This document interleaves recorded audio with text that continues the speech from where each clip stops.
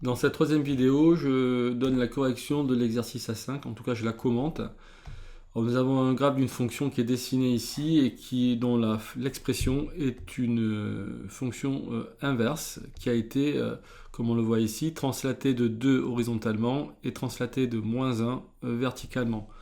2, -1, on retrouve ici le point qui normalement devrait être en 0, 0.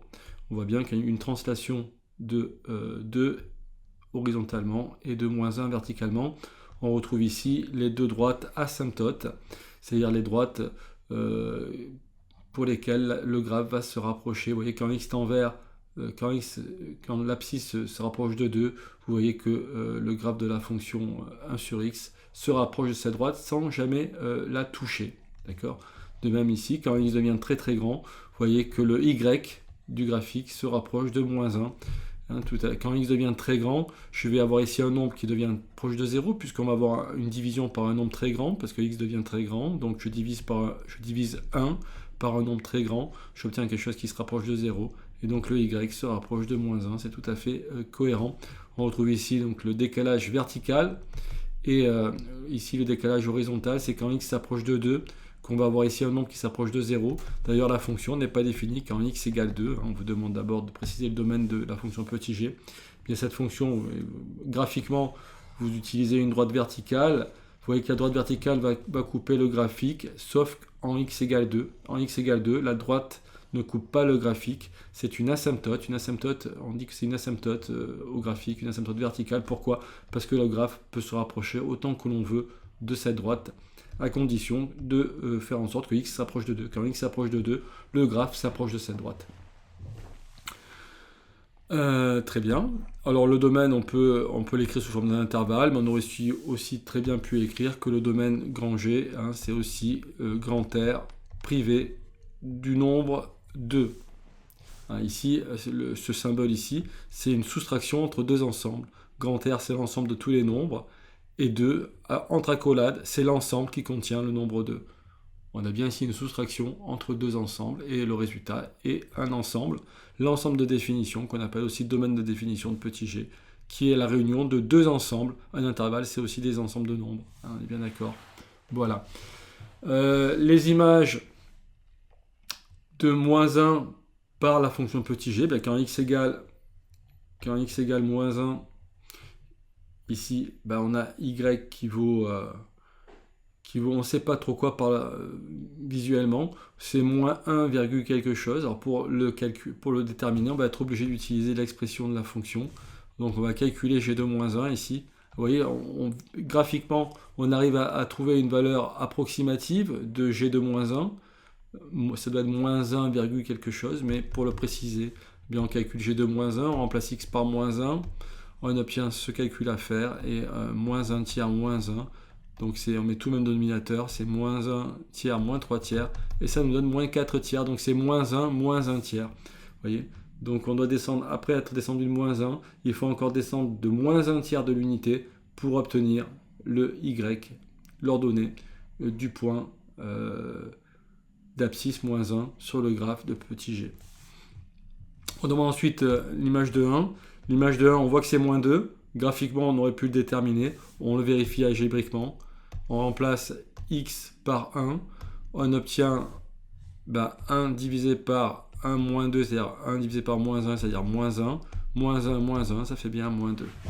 Et ensuite, l'image de 5. L'image de 5, vous voyez là encore, graphiquement, elle est compliquée à donner.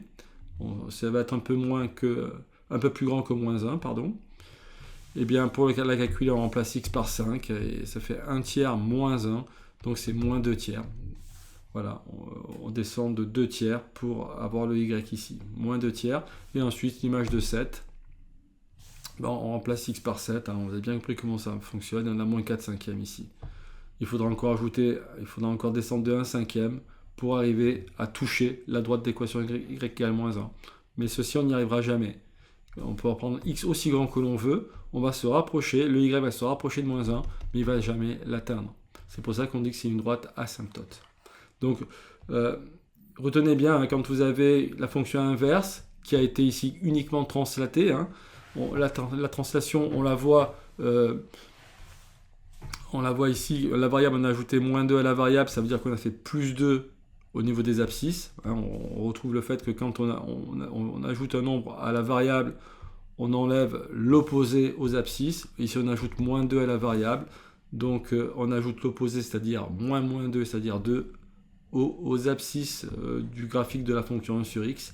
Et donc, le point qui était en 0, 0 se retrouve ici en 2, -1. Hein, je me répète, mais c'est important. En fait, si vous aviez juste le graphique ici, pour déterminer la translation, il faut tracer les asymptotes. Pour la fonction inverse, eh bien, comme le point 0, 0 n'est pas un point du graphe, pour le retrouver, ben, je vous conseille, et c'est pas je vous conseille, je vous demande de tracer d'abord les asymptotes qui vont vous permettre de pouvoir en déduire où a été déplacé le point 0, 0 et donc quelles sont les caractéristiques de la translation qui a subi le graphique. Et après, vous voyez, si on devait tracer le graphique, hein, ben, quand on avance de 1 sur 1, ça fait 1. Quand on avance de 2, on monte de 1,5. Quand on avance de 4, 1, 2, 3, 4, on monte de 1/4. Si on avance que de 1,5 par rapport au point 0, 0, ben, j'utilise l'expression 1 sur x. Hein. Si on avance de 1,5, l'inverse de 1,5 c'est 2. On voit bien qu'on monte de 2 ici. Vous voyez. En fait, ici, vous avez le graphique de la fonction 1 sur x si on considère que ce point-là, c'est l'origine du repère. Simplement, ce graphe a été translaté hein, de 2, -1. Donc tous les points ont subi cette même translation. Tous les points du graphe ont subi cette même translation. Si on arrivait à tout redéplacer, les asymptotes et le graphe en 0, 0, on retrouverait la fonction 1 sur x. C'est pour ça qu'on pourrait raisonner à partir d'ici avec comme si on avait la fonction 1 sur x. Et donc c'est pratique pour la tracer. Hein. On peut comme ça tracer cette fonction-là qui a été translatée. On peut la tracer en considérant ici qu'on a 0, 0 et en faisant, en utilisant la formule 1 sur x uniquement. Voilà, là je m'éloigne un petit peu, on reviendra là-dessus à la fin de la vidéo. Mais c'est important de bien savoir tracer donc, des graphiques de fonctions translatées et il est important également à partir d'un graphique translaté de retrouver l'expression de la fonction. On vous demande ensuite l'ordonnée à l'origine, ben c'est quand x égale 0, je remplace x par 0 ici, j'obtiens -1,5, -1, donc ça fera -1,5 et vous voyez bien ici que l'ordonnée à l'origine, quand x égale 0, j'ai bien -1,5. Donc on sait la calculer et on sait vérifier graphiquement qu'elle est au bon endroit. Recherche des antécédents quand y égale -4, donc les antécédents de -4 par la fonction petit g, hein, c'est les valeurs de x pour lesquelles y vaut -4. Quand y vaut -4, eh bien, je vois bien que le graphe coupe la droite horizontale d'équation y égale -4 à cet endroit-là. Donc je m'attends à trouver un antécédent aux environs de 1, quelque chose, entre 1 et 2, un peu plus grand que 1,5. Bien, pour le trouver la valeur exacte, que doit-on faire? On doit résoudre l'équation g de x égale -4. Hein, chercher les antécédents de -4 par la fonction petit g, c'est trouver les valeurs de x de la variable telle que l'image vaut -4. G de x, on connaît son expression, on remplace g de x par son expression, et puis on va isoler. Donc ça aussi, hein, il va vraiment être capable de résoudre des équations quand vous avez au membre de gauche une fonction qui est donc une transformée d'une fonction de référence. Ici, en l'occurrence, c'est la fonction 1 sur x qui a été transformée, qui a subi une translation, et on cherche à déterminer les antécédents de -4 par cette fonction qui a été donc transformée. On va ajouter un de chaque côté. Ensuite, on va appliquer la fonction inverse, qui est la réciproque de la fonction inverse. La fonction inverse, c'est sa propre réciproque, ce qui permet d'obtenir x-2 égale -1/3. On a pris simplement les inverses, on a permuté numérateur et dénominateur. Et ensuite, eh bien, on ajoute 2 de chaque côté et on trouve petit x. On n'a plus qu'à faire le calcul en mettant tout le même dénominateur. Et on trouve 5/3, qui est effectivement 1 plus 2/3, vous voyez. Donc, on avance de 1, on ajoute encore 2/3 de l'unité, et on a le x qui correspond à un y égale -4. Ok. Et ensuite, les antécédents de 0, ben, c'est les 0. Hein. L'ensemble des 0, en fait, c'est les antécédents de 0. Les antécédents de 0 par la fonction petit g. Eh bien, pour les calculer, pour les trouver graphiquement, on regarde où est-ce que le graphe coupe l'axe des abscisses. Quand est-ce que y vaut 0? Eh bien, quand le graphe là c'est la droite d'équation y égale 0. Hein. L'axe des abscisses, c'est la droite d'équation y égale 0. Je regarde où est-ce que le graphe coupe cette droite horizontale. Elle la coupe quand x égale 3. Donc il n'y aura qu'un seul 0, c'est 3. Et pour le vérifier, eh bien, je résous l'équation g de x égale 0. Je remplace g de x par son expression. J'ajoute 1, je passe par les inverses. Et j'obtiens sans aucune difficulté que x égale 3. C'est bien ce que l'on voit graphiquement. Et ça, on sait le calculer algébriquement. Voilà. On continue. Donc on vous demande de tracer, de dessiner les asymptotes au graphe de g. Ben, ça c'est fait. Hein.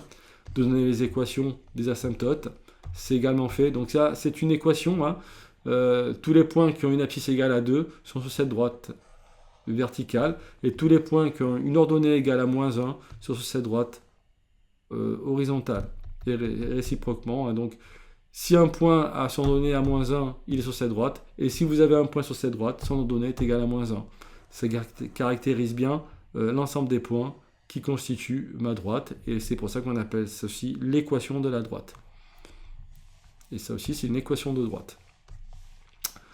Ok, on va monter un petit peu. Ensuite, on vous demande de tracer le tableau de signes de petit g. Alors, le tableau de signes de petit g, on doit mettre en première ligne les valeurs de x pour lesquelles la fonction n'est pas définie, ou alors pour lesquelles la fonction s'annule, hein, puisque c'est quand la fonction va s'annuler que le y va changer de signe et passer ici de plus à moins. Vous voyez, quand x passe des valeurs plus petites que 3 à des valeurs plus grandes que 3, eh bien le y coupe l'axe des abscisses.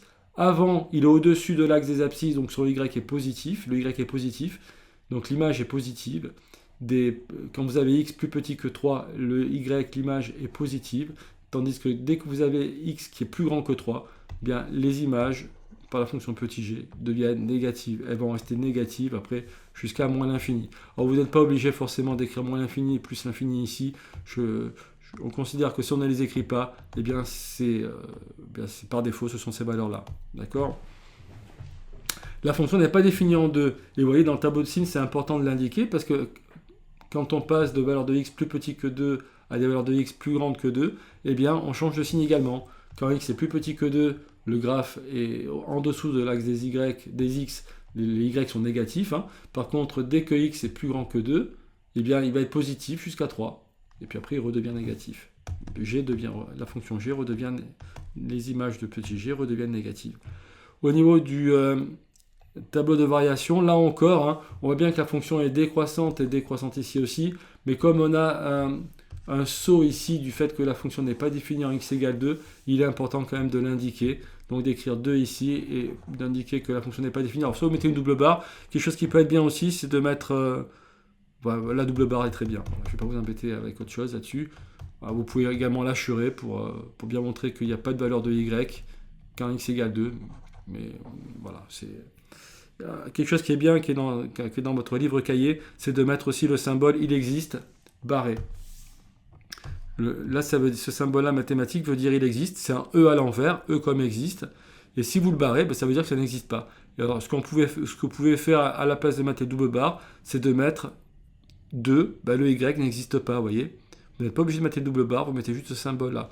J'ai trouvé ça pas mal, donc voilà, si vous me le faites au bilan, évidemment, je vous compterai juste, il n'y a pas de problème par rapport à ça. Ok, et voilà le tableau de variation, hein, vous indiquez que la fonction est tout le temps décroissante, on est bien d'accord, et quand x part vers la gauche, donc s'approche de moins l'infini, vous avez le y qui s'approche de moins 1, hein, la droite d'équation y égale moins 1 est asymptote, et de même quand x s'approche de plus l'infini, hein, on retrouve cette droite asymptote. Et quand par contre le x s'approche de 2, eh bien vous avez le y qui se rapproche de l'infini, et là vous avez une asymptote qui est verticale, mais vous reverrez ça en cinquième plus précisément. Ce n'est pas vraiment l'objectif du cours de quatrième, mais c'est quand même important d'avoir le vocabulaire et de les tracer hein, pour... voilà. Voilà, donc on peut dire, hein, là ça a été le petit d... Ah oui, il fallait voilà, le tableau de variation, j'ai un peu anticipé la réponse à la question petit e. Et il fallait compléter les phrases qui étaient ici. Alors G est strictement décroissante sur l'intervalle moins l'infini 2, donc c'est l'intervalle sur lequel elle est définie, elle est strictement décroissante. Parce que quoi? Parce que quel que soit le nom, les valeurs de la variable x1, x2 que vous allez choisir dans l'intervalle moins l'infini 2, si vous avez x1 qui est strictement plus petit que x2, eh bien vous avez g de x1 qui va être plus grand strictement que g de x2. Vous voyez, le y va diminuer. Si le x augmente, si vous passez de x1 à x2, donc le x augmente, eh bien le y diminue. Et donc ça veut dire que la fonction est croissante, et pour le cas ici strictement décroissante, il n'y a aucun palier, hein. À aucun moment elle va rester constante. Et pareil, elle est également strictement décroissante ici, sur l'intervalle 2 plus l'infini ici. Donc ce qui change uniquement entre ces deux phrases, c'est l'intervalle, hein, tout simplement. Le reste, les symboles sont exactement les mêmes. Voilà, eh bien je vous remercie pour votre attention. Je pense que le bonus... Oui, je vais quand même faire le bonus. Allez, je fais quand même le bonus, même si la vidéo commence à être un peu longue. Alors, déterminer la fonction réciproque associée à petit g. Alors ça, c'est intéressant. On va chercher les antécédents de y. Alors, ce qu'on va chercher, c'est, connaissant y, être capable de calculer x. Donc, on va chercher une formule qui nous permet de calculer x connaissant y. Donc, on va essayer de trouver x en fonction de y. Petit g nous donne y en fonction de x. L'expression g de x connaissant x nous permet de calculer l'image. Eh bien, on veut la fonction réciproque. Et donc, voilà, si on fait un petit dessin pour justifier tout ça, vous avez petit g, vous avez mis x en entrée, la fonction petit g vous permet de calculer y. Eh bien, vous voulez la fonction réciproque, vous lui donnez y, elle va vous sortir x. Donc, connaissant y, il faut qu'elle vous sorte x. Si vous arrivez à trouver une formule qui vous donne ça, ça veut dire que la fonction admet une réciproque. Et bien, on va essayer de la trouver. Alors pour la trouver, qu'est-ce qu'il suffit de faire? Il faut essayer de résoudre cette équation-là, avec comme inconnu cette fois, x. Alors on va essayer d'isoler x, hein. On fait comme si y était connu. Alors on va ajouter 1 de chaque côté, pour faire passer le moins 1 de l'autre côté. On va prendre la fonction inverse. On a le droit de le faire uniquement si y est différent de moins 1. Parce que on va avoir ici, du coup, en prenant l'inverse de ça, on va diviser par y plus 1. Et si y vaut moins 1, il y a un problème. C'est pour ça qu'on précise ici que, eh bien attention, hein, la formule que je vais trouver ne marche que quand y est différent de moins 1. C'est tout à fait cohérent. Hein. Quand y égale moins 1, vous voyez, il n'y a pas de x associé. Hein. Quand y égale moins 1, la droite de y égale moins 1 ne coupe pas le graphique. Il n'y a pas de x. Donc la fonction réciproque ne sera pas définie pour y égale moins 1. D'accord? Quand on lui met en entrée, moins 1. Il n'y a plus qu'à ajouter 2 de chaque côté, on a isolé notre x. Voilà ici la fonction réciproque, hein, qui est ici. Alors évidemment, souvent, quand on va exprimer la fonction réciproque, la variable on l'appelle x, et la variable ici c'est y, hein, qui va redevenir x ici. Vous remettez du x en entrée, vous avez du y, c'est la fonction petit h. Voilà. Et son domaine, c'est r privé de moins 1. En fait, le domaine de petit h, c'est l'ensemble d'image de la fonction petit g. Hein. Voilà, on retrouve un petit peu ça. Et alors pour la dessiner, hein, j'en ai déjà parlé tout à l'heure, mais c'est bien de le faire maintenant ici. Imaginez, on vous demande de dessiner cette fonction, le graphe de la fonction petit h ici. Vous repérez immédiatement qu'il y a une translation de moins 1 horizontalement et de 2 verticalement. Moins 1, 2. Donc, moins 1 et plus 2, pardon. Donc vous arrivez ici. Donc ici, voilà, vous pouvez directement tracer les asymptotes qui vont passer par le point moins 1 et 2. D'accord? Voilà, c'est h de x. Alors attention, là, c'est un peu mal écrit, hein, c'est un x ici. Hein. Voilà, voilà, que ce soit bien clair. Donc h de x égale 1 sur x plus 1 plus 2. Et ensuite, eh bien, une fois que j'ai déterminé les translations moins 1 et 2, je vais les oublier, puisque je vais faire comme si j'étais en 0, 0 ici, et puis il n'y aurait plus qu'à tracer la fonction 1 sur x, voyez, puisque je n'ai pas eu d'étirement ici, hein, il n'y a pas eu d'étirement de la fonction inverse. Quand j'avance de 1, je monte de 1, quand j'avance de 2, je monte de 1 demi. Quand j'avance de 4, je monte de 1 quart, je suis monté un peu haut peut-être ici, hein. Quand j'avance de 1 demi, je monte de 2. Et vous voyez, vous savez directement, vous tracez ça. Les asymptotes vont vous permettre de vous aider pour tracer la fonction inverse. De même, si par rapport donc au point 0, enfin, à l'intersection des deux droites asymptotes qui est là où devrait se trouver le point 0,0 avant qu'on ait fait la translation, eh bien là je dessine donc la fonction 1 sur x à partir de là, donc ça veut dire que les translations, je les prends déjà en compte. Donc les points que j'obtiens, c'est des points de la fonction 1 sur x translatés. Et alors si j'avance de moins 1 par rapport à ce point-là, je devrais trouver moins 1 sur 1. Donc je trace à 1 sur x, vous avez les valeurs ici. Je calcule à chaque fois l'inverse. Donc moins 1, ça fait moins 1. Moins 2, ça fait moins 1 demi. Moins 4, ça ferait moins 1 quart. Plus 1 demi. Moins 1 demi, pardon, ça fait moins 2. Je descends de moins 2. Moins 1 quart, je descends de moins 4. Voyez-vous, et voilà, le graphe, on ne devait pas mettre énormément de temps pour tracer ce graphe, d'accord? J'ai repris ici les différentes transformations. On part de 1 sur x, translation horizontale. Donc horizontalement, on enlève 1 aux abscisses. Ça veut dire que au niveau de la variable, on a ajouté 1. Et ensuite, on va ajouter 2 au y. Et ça, on l'ajoute à la fois au niveau de l'expression, puisque le y, il est là. Et au niveau des y, des ordonnées, c'est la même chose. Là, verticalement, on obtient évidemment la même opération, mais horizontalement, il faut toujours prendre l'opération opposée. J'espère que maintenant, depuis le temps que je vous dis tout ça, vous avez bien compris, d'accord? Et en faisant comme si l'origine du repère était à moins 1, 2, eh bien, on calcule les points de la fonction 1 sur grand X, en fait, à partir de là.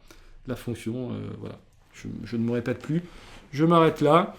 Eh bien là, je vous remercie de votre attention. Donc on trace la fonction grand Y égale 1 sur X, ici, vous voyez, avec y-2 et x-1. On retrouve un petit peu, pour ceux qui sont avancés sur les révisions en fonction du second degré, y moins ys égale petit a x moins xs. On retrouve un petit peu ce principe-là. Petit a ici vaut 1, mais on n'a pas la fonction de référence carré. On a la fonction de 1 sur x, mais on voit bien le même phénomène.